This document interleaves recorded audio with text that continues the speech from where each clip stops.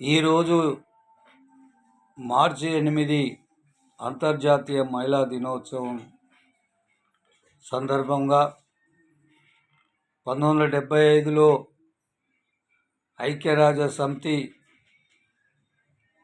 అన్ని దేశాల మహిళలను పిలిపించుకొని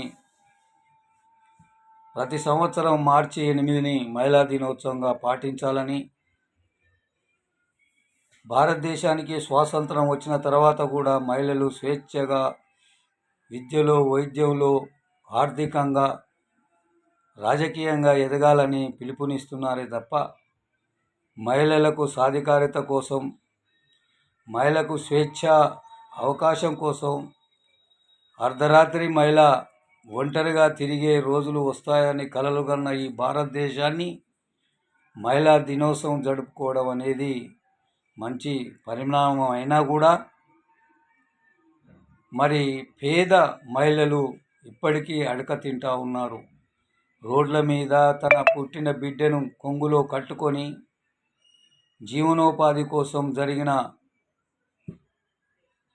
అడక తింటూ ఉన్నారు. అంటే దేశానికి స్వాతంత్రం వచ్చిన తర్వాత కూడా ఇన్ని సంవత్సరాలు గడిచిన పేదరిక నిర్మూలన చేయలేదని ప్రజలు గ్రహిస్తూ ఉన్నారు.